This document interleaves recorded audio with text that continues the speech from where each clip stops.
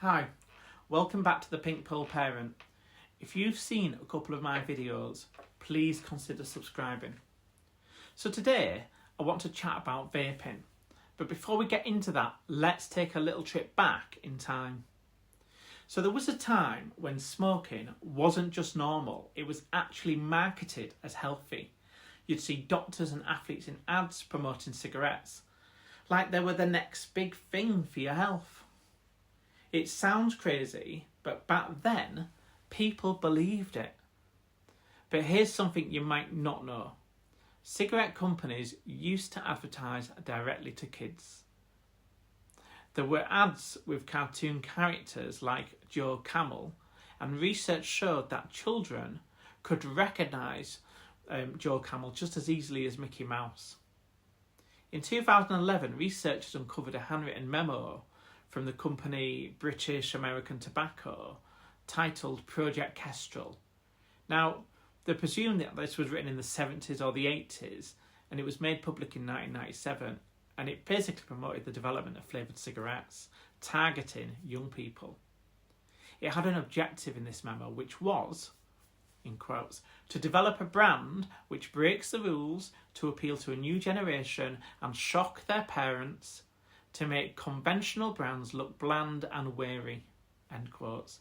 It then went on to say, again quotes, two flavours which were discussed as options were root beer and Brazilian fruit juice, both of which tend to appeal to the younger generation while being rejected by their parents, end quotes. This just all sounds a little bit too familiar. I mean, think about how vapes are appearing and how they're being marketed. Cigarette companies were literally trying to get people hooked before they were even old enough to buy the product. And at least to me, that's what I see the vape companies kind of doing now.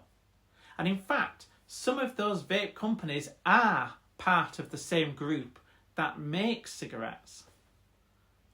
So now that we know the truth about smoking, it causes all sorts of health problems like lung cancer, heart disease and COPD, which is something I know all too well.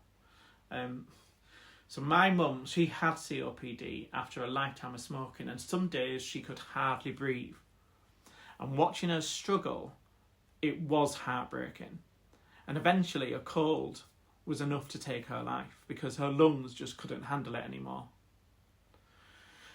So we've come a long way in recognising just how dangerous smoking is, and luckily smoking rates have dropped.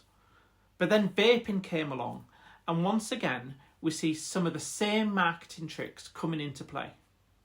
Vapes are being marketed with bright, fun packaging, flavours like bubblegum and mango, and influencers all over Instagram making it look trendy and cool, just like smoking was made to look back in the day.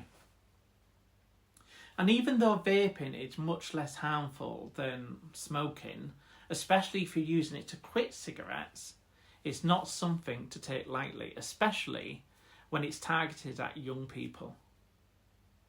So while vaping isn't as harmful as smoking, it's not harmless, especially for teens who've never smoked. So if you find a vape in your teen's room, I get how overwhelming that can be.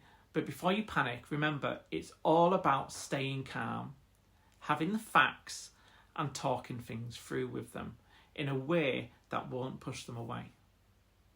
Anyway, that's just a few of my thoughts for today. I've put my sources in the description.